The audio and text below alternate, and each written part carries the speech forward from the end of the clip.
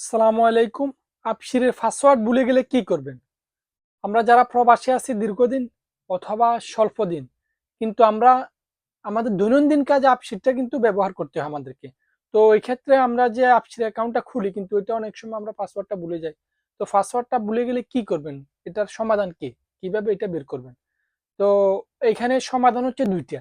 একটা হচ্ছে আপনার প্রথমত যে আপশির যে মেশিন আছে ওইখানে গিয়ে আপনি ফিঙ্গারপ্রিন্ট দিয়ে আপশির পাসওয়ার্ডটা ভুলে গেলে পাসওয়ার্ডটা রিকভার করতে পারবেন।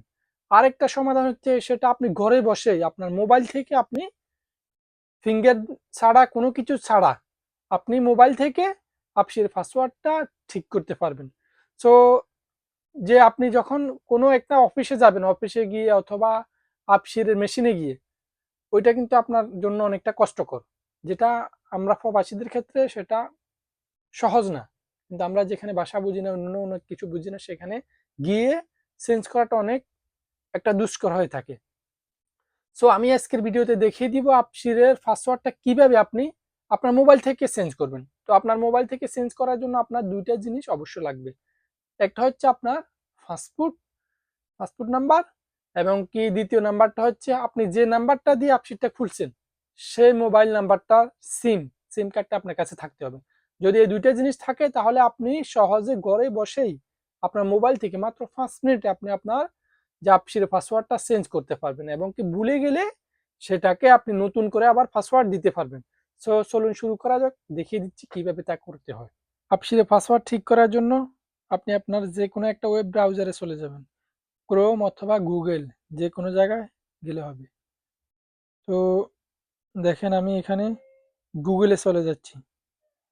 গুগলে যাওয়ার পর এইখানে লিখব আপশির ডট এস এ, আপশির ডট এস এ। দেখেন প্রথম যেটা আসছে এখানে ক্লিক করে আপশির dot S A log in. এইখানে ক্লিক করার পর এই যে একদম প্রথমটাতে ক্লিক করে দিবেন। এইখানে লগ ইনে ক্লিক করলেও পারবেন, উপরে ওইখানে ক্লিক করলে হবে। দেখেন এখানে ক্লিক করার পর এই যে একটা ইন্টারফেস দেখতে পাচ্ছেন, এইখানে লেখা আছে ফরগেট পাসওয়ার্ড। এই যে ফরগেট পাসওয়ার্ডটাতে ক্লিক করবেন। ফরগেট পাসওয়ার্ডে ক্লিক করার পর এই যে আইডি নাম্বারে দিয়ে দিবেন আপনার আকামা নাম্বারটা।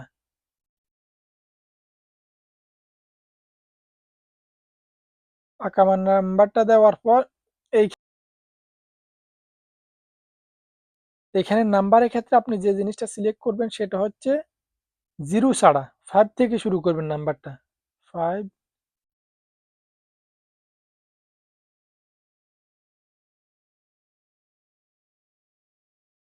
তারপর এখানে যে কোডটা আছে এই কোডটা, ইমেজ কোডটা নিচে দিয়ে 8735।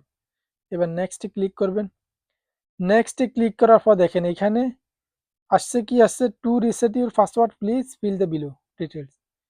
তো এখানে যে কোডশান দেখতে পাচ্ছেন, কোডশানের এখানে নিচে দেখবেন সিলেক্ট ওয়ান। সিলেক্ট ওয়ানের এই জায়গায় ক্লিক করবেন। এইখানে আপনি পাসপোর্ট নাম্বার দিয়ে দিবেন। এইখানে পাসপোর্ট নাম্বারে ক্লিক করবেন। পাসপোর্ট নাম্বারে ক্লিক করার পর আনসার, এই যে আনসার দেখতে পাচ্ছেন, আনসারে দিয়ে দিবেন আপনার পাসপোর্ট নাম্বারটি। তো আমি আমার পাসপোর্ট নাম্বারটা দিয়ে দিচ্ছি, জেড, এখানে বড় হাতে ছোট হাতে যেগুলো আছে ওগুলো কিন্তু ঠিক মতো দিবেন। যেখানে আমার এখানে ইজেড, এগুলো হচ্ছে বড় হাতের অক্ষর। 0,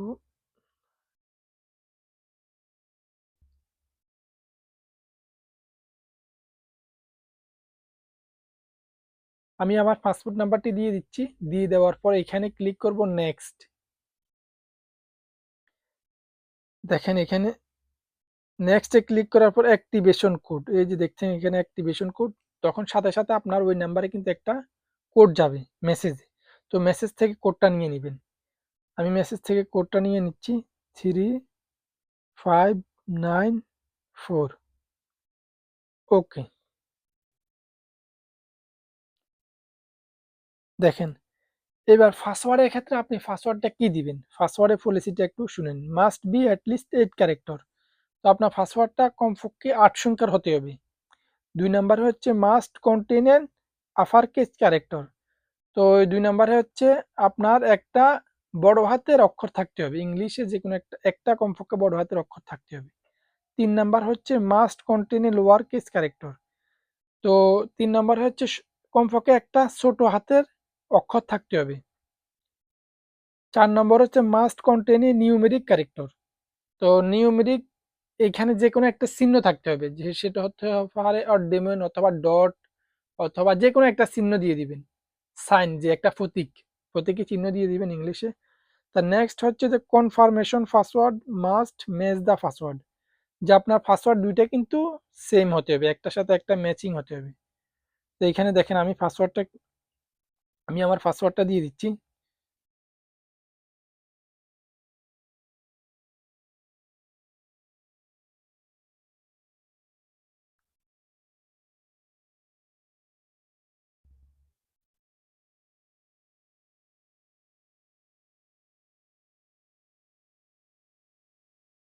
দিয়ে দেওয়ার পর ওকে দিয়ে দিচ্ছি। দেখেন এখানে the password has been change successfully, এই যে লেখাটা দেখতে পাচ্ছেন সবুজ, the password has been change successfully. তো আমার পাসওয়ার্ডটা কিন্তু অলরেডি চেঞ্জ হয়ে গেছে।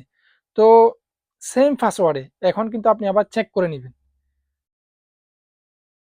যে আসলে আপসি থেকে আসছে কিনা, পাসওয়ার্ড ঠিক হচ্ছে কিনা। তো আপনি আবার আপসির ওয়েবসাইটে চলে যাবেন, আপসি লগ ইন, এইখানে যাওয়ার পর এখানে লগ ইনে ক্লিক করবেন। ক্লিক করার পর আপনি আপনার আকামা নাম্বারটা দিয়ে দিবেন। আমি আমার আকামা নাম্বারটা দিয়ে দিচ্ছি।